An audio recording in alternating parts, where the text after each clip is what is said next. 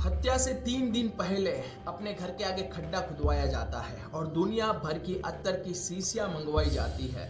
काफ़ी सारे plastic bag मंगवाए जाते हैं और 3 दिन बाद एक औरत की बेरहमी से हत्या कर दी जाती है और उसी खड्डे में डाल दिया जाता है जिसे 3 दिन पहले खुदवाया था और दुनिया भर का जो अत्तर था वो उस पर डाला जाता है ताकि बदबू ना आए।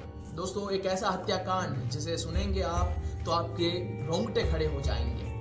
दोस्तों, बात है 26 अक्टूबर 2024 की। अनीता चौधरी नाम की एक औरत, करीब उम्र थी 35 से 40 साल की, वो अपने ब्यूटी पार्लर पे सुबह 8 बजे आती है और 2 से 3 घंटे तक काम करने के बाद करीब 12 बजे दोपहर के उन्हें कॉल आता है और तब अनीता चौधरी अपने एक स्टाफ को बोलती है कि वो 2 घंटे में वापस आ जाएगी।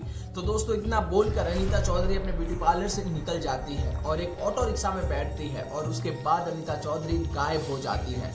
जो स्टाफ था वो बार बार अनीता चौधरी को कॉल कर रहा था, लेकिन अनीता चौधरी का फोन जो था वो स्विच ऑफ आ रहा था।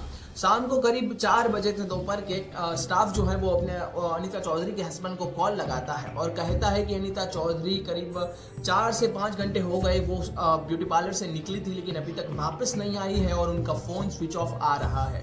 तब हस्बैंड ब्यूटी पार्लर आता है और अपने रिश्तेदारों को कॉल लगाता है, काफ़ी छानबीन करता है, लेकिन अनीता चौधरी का फ़ोन स्विच ऑफ आ रहा था और कोई भी पता नहीं चल रहा था अनीता चौधरी के बारे में। 26 अक्टूबर की रात निकल जाती है और दिन आता है 27 अक्टूबर का, जब अनीता चौधरी नहीं मिलती काफ़ी छानबीन के बावजूद भी, तब वो पुलिस कंप्लेन करता है कि उसकी वाइफ जो थी वो गायब हो चुकी है। पुलिस काफ़ी बेसिक छानबीन करती है लेकिन पुलिस को भी कुछ ज़्यादा मालूम नहीं चलता। फिर 2 से 3 दिन जाने के बाद 31 अक्टूबर को पुलिस जो है वो कम्प्लीटली सीसीटीवी फुटेज चेक करती है और उन्हें एक सीसीटीवी फुटेज में पता चलता है कि अनीता चौधरी अपने ब्यूटी पार्लर से निकलकर एक ऑटो रिक्शा में बैठती है और जोधपुर में एक इलाके में जाती है। तो जोधपुर पुलिस जो थी वो ऑटो रिक्शा का नंबर ट्रेस करती है और ऑटो रिक्शा वाले को, ड्राइवर को बुलाती है और पूछताछ करती है। तो रिक्शा ड्राइवर जो था वो बताता है कि उन्होंने जोधपुर के किसी एक इलाके में उनको छोड़ा था।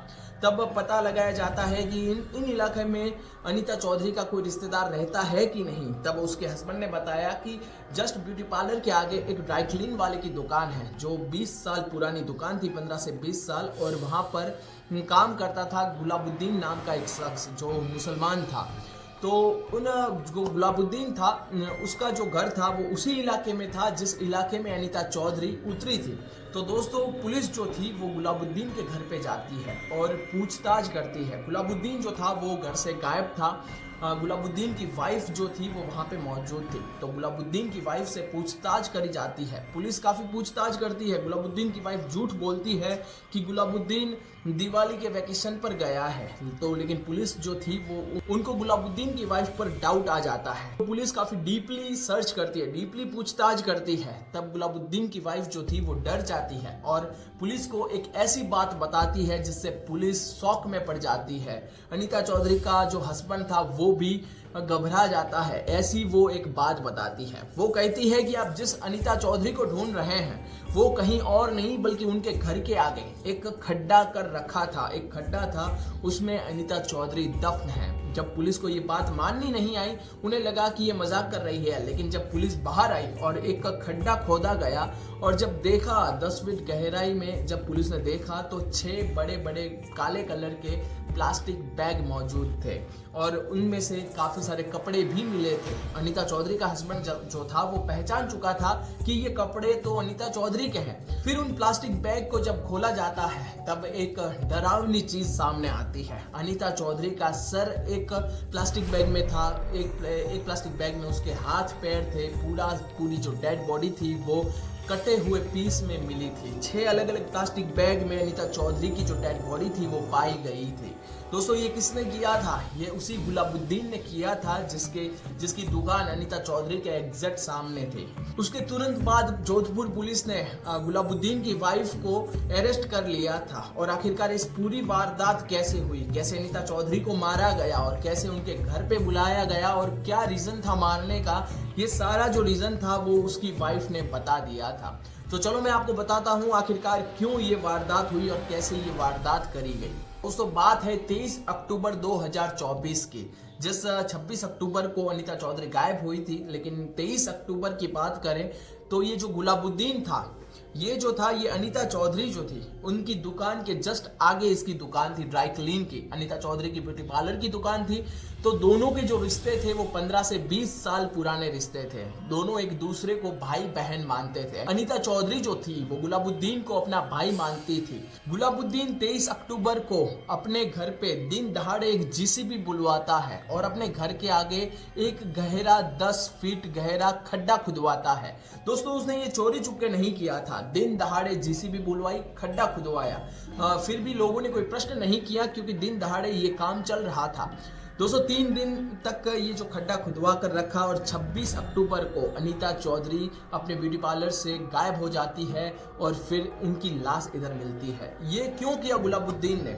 तो दोस्तों गुलाबुद्दीन की वाइफ ने बताया था कि गुलाबुद्दीन अच्छा खासा कमाई कर रहा था, लेकिन वो अचानक से एक जुए सट्टे की लत में लग जाता है और उस पर जो था वो 10 से 15 लाख रुपए जो थे वो लोग मांग रहे थे। लोग उससे कर्जा जो था वो 15 लाख का हो चुका था। गुलाबुद्दीन के पास ऐसी कोई प्रॉपर्टी नहीं थी, ऐसा कुछ था नहीं जिसे बेचकर वो 15 लाख जो थे वो भरपाई कर सके। तो उसने अपनी बीवी को ये बात बताई कि उस पर 15 लाख आ चुके हैं, वो अब मरने की कगार पर है। तो दोनों मियाँ बीवी ने मिलकर एक प्लान बनाया कि अनीता चौधरी जो है वो अपने ब्यूटी पार्लर में काफ़ी सारे गहने पहन कर आती है। अगर वो गहने जो उन्हें मिल जाए तो ये 15 लाख का जो कर्जा था वो चुका सकेंगे। तो दोनों मियाँ बीवी मिलकर प्लान बनाते हैं और जीसीबी से खड्डा खुदवाते हैं और वो 26 अक्टूबर को अनीता चौधरी को कॉल करते हैं और अपने घर पे बुलाते हैं। जब अनीता चौधरी उनके घर पे आती है तो उन्हें एक चाय पिलाई जाती है जिसमें बेहोशी की दवा थी। फिर अनीता चौधरी जब चाय पी लेती है 10 से 15 मिनट बाद वो बेहोश हो जाती है, वो नींद में चली जाती है। तब गुलाबुद्दीन जो था वो चाकू लेकर आता है और अनीता चौधरी की बेरहमी से हत्या कर देता है। दोपहर का वक्त था, अनीता चौधरी की हत्या करी जाती है। अनीता चौधरी का सिर अलग किया जाता है, उनके हाथ अलग किए जाते हैं, पैर अलग किए जाते हैं। और आपको बता दें जो गुलाबुद्दीन जो था उसने अपने घर पे दुनिया भर के सेंट ला कर रखे थे, दुनिया भर के काफी सारे अत्तर की शीशियां ला कर रखी थी। और दोपहर में ये हत्या करता है और दोपहर तक रात तक पूरी बॉडी को सेट करता है अलग अलग प्लास्टिक के बैग में।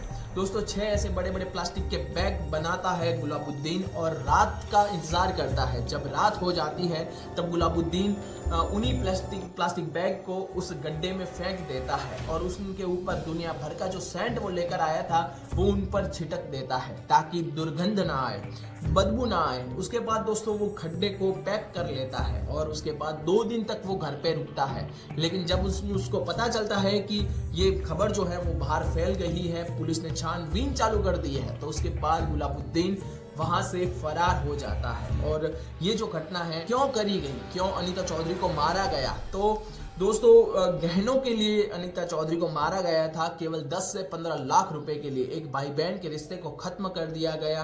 दोस्तों अनीता चौधरी को मारा गया। लेकिन सबसे बड़ी बात तो ये सामने आ रही है कि जब अनीता चौधरी रिक्शा में बैठती है तब उस वीडियो में, इस वीडियोग्राफी में, सीसीटीवी फुटेज में देखा जाता है तो अनीता चौधरी के जो पास इतने गहने नहीं थे, सिर्फ एक चैन थी, ऐसा कुछ था, कुछ ज्यादा गहने भी नहीं थे।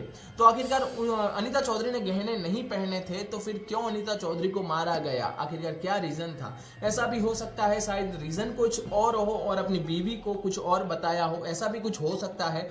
लेकिन अभी गुलाबुद्दीन जो है वो फरार है, वो गायब हो चुका है। तो आखिरकार इस घटना का जो है पूरी घटना बस यही है। अभी इसकी सच्चाई जो है वो गुलाबुद्दीन जब मिलेगा, अरेस्ट होगा, तब पता चलेगी। तो दोस्तों ये जो घटना जो थी काफ़ी दिल दहला देने वाली घटना थी। सिर्फ 10 से 15 लाख रुपए के लिए एक औरत को मारा जाता है। 10 से 20 साल पुराना रिश्ता खत्म हो जाता है सिर्फ एक 15 लाख रुपए के लिए। तो आप क्या कहना चाहते हैं कमेंट में ज़रूर बताएं। तो दोस्तों आज के लिए इतना ही, अगले फिर एक घटना लेकर आऊँगा। तब तक के लिए जय हिंद, भारत माता की जय।